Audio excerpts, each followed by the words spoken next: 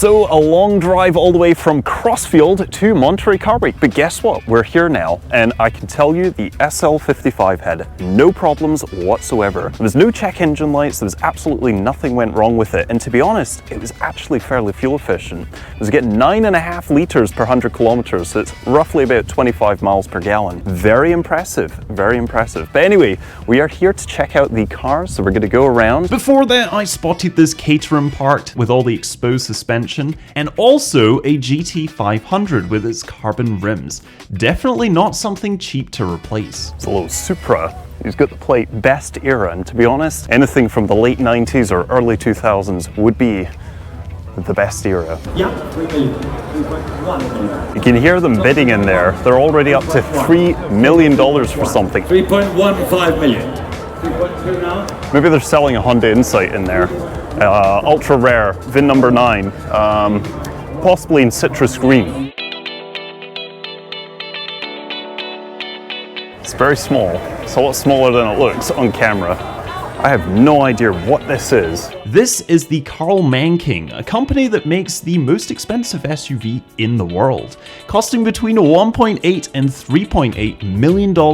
Now, they use a Ford F550 platform, so it's safe to say that they're pretty solid. Then they had these funky Porsche chairs, which I didn't know this at the time, but they cost over $50,000 each. Wow, gosh, they have a lot of these, almost looks like doomsday vehicles.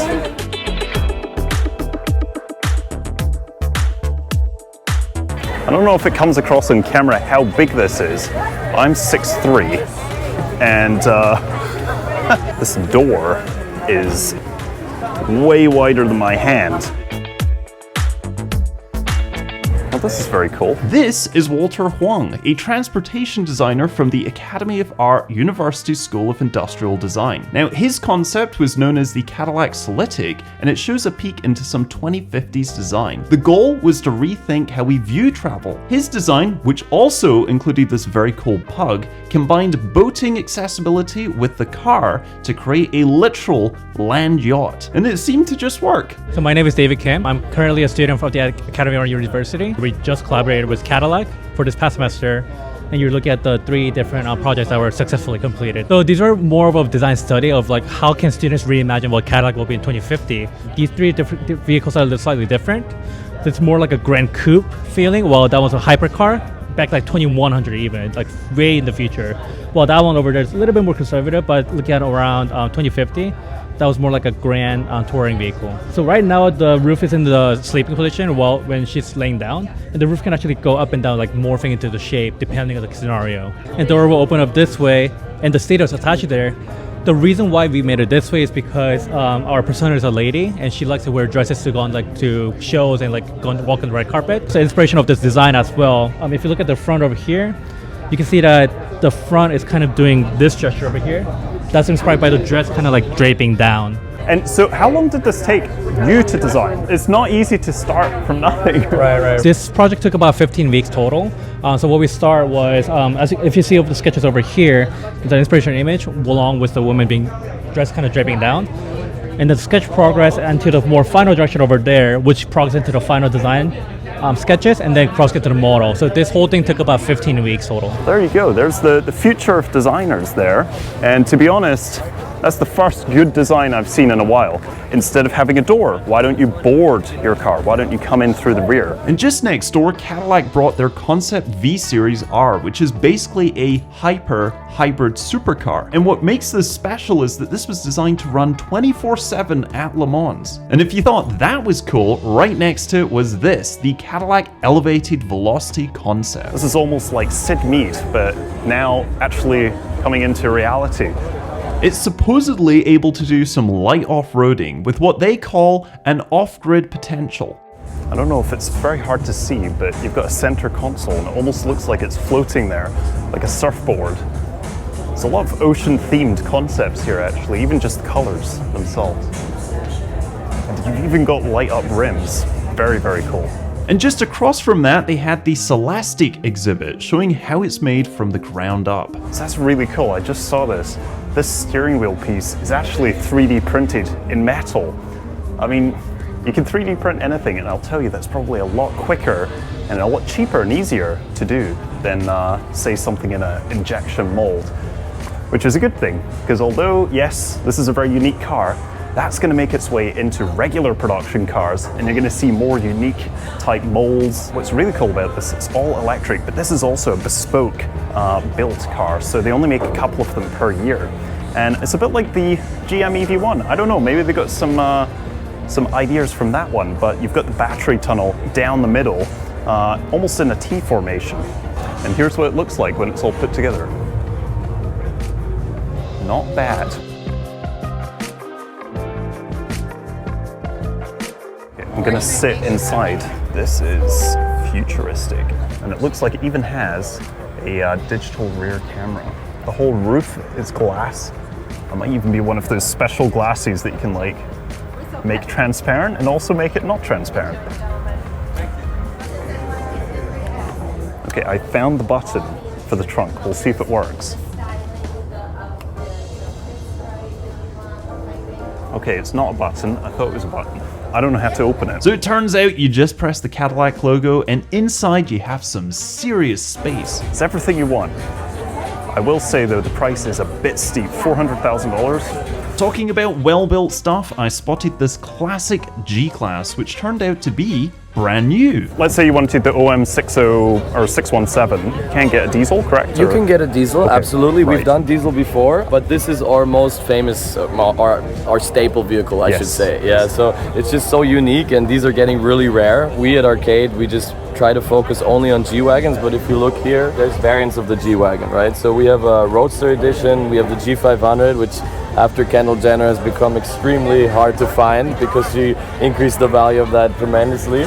And then we do the short wheelbase as well. You can get it in soft top also, hard top Overland Edition as Wow. well. Yeah. Okay. Yeah. Wow. And I was going to say, so start to finish, how long Yeah. do these take? Because this, I'm assuming, is not quick. Well, we take a long time because we want to really make sure we get the quality right. Yeah. So after the spec is complete and the build slot is available, we take 6 months.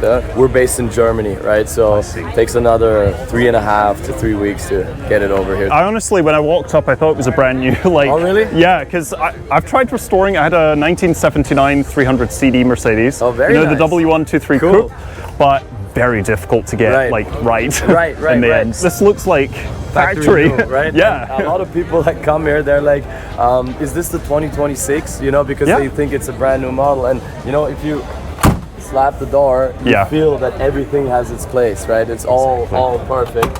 And, you know, we don't let anything out of the shop that hasn't been really gone through. These come stock with an automatic transmission, the GE230, which is a good fit for the American market, yeah. I was going to say, everybody drives automatic here. Right, I don't know, right. you know, back Where in are you Europe. from? Scotland. Yes, Scotland, yay. hey, fellow European. That is really practical. There's probably, I don't know, you could fit a good 10 people back here. So I'm here with...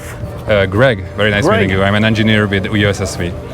I have to say, these are pretty amazing vehicles when you see them up close. Can you tell us a little bit about the company and what you stand for? Our brand is General George Patton. The late General spirit is what we are trying to maintain with the very off-road capable vehicles. These are all made to order, both of these models. These are existing models. The lead time is typically a little shorter than 6 months. Third one is a concept car, so that's going to be our first foray into series production. That's going to come in 2027. These are also going to be very customizable, but we wanted to show off some of the ideas we had, like that makes it unique and upscale. Like you see that little fridge built in that's already operational. That's where you keep your, let's call it energy drink. So like the seats actually swivel, they can be turned around, and you can create a little circle for your meeting. Actually, so you could have like a meeting in here, or okay, That's so exactly is it the its own idea, space? Yes. The media controls in the seat built in are already operational as well.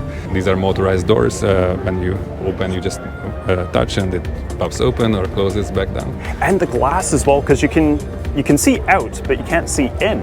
Yes, that's one How of is our that? Yeah. favorite design cue. Unfortunately, that's also not regulation to make it road legal. At least for the front doors, we would have to make it see through from the outside in, not just from the inside out. There are a few little things we have to tone down just a smidge to make it road legal. That's one of those things. So you have got multiple spots here. It is quite modular. But you might notice the railing system. We are thinking of ideas about how to expand or shrink the cabin or the plateau itself. So you're saying that possibly that section could be removable, and then you could pull a seat either out? moved or removed or partially removed. Yes. Wow. So or even expand or shrink the cabin. We are trying to come up with some ideas about how to make it utilitarian. Because I know you wanted to have the seats come out, but if you had a fold-out seat here, Right. you could actually, yeah. So you've got also a first aid or Yes. mock-up of what could be Right. there. This might also be a fold down, at least as an option. It could be opening like this, as you can see here, but fold down would not allow for this extra thing here. So yeah, we'll see. And this is a really unique vehicle, Yeah. so thank you Yeah. so much. Thank you Thank again. you so much. I know. All right. Using the wrong hand here. By the way, we are here with Zach, Tyler. and Tyler. Have you guys spotted anything so far that you're kind of Not on the premises. anything you want to buy? It's all in the parking lot. It's true. This is where all the interesting stuff is. It's just the typical traffic of Monterey. Maserati were showing off their MC20, which in my opinion is the best looking car available in 2025. When you look up close, you see the rotors. They're an impressive 15 inches, and keep in mind, these are carbon ceramic. And right next to it, they had this Granturismo with its really interesting matte style paint. A nice package to conquer the roads with. This smells like a really, really high-end sofa, like a leather sofa. It's a nice smell. I don't know, the Italians, they just do cars nicely. I'm not complaining. I've got a Fiat, and it's the best. Oh, look at that. So that's like a seat in your frunk. If you feel frunky, have a seat. This was actually Lucid's new model called the Gravity. There seems to be a common theme, a curved screen for the driver. And to be honest, it really works. When they try to put screens in, like as digital gauge clusters, it doesn't work. It looks tacky. This is the right direction. I'm actually getting a massage right now from the seat, and it's quite strong.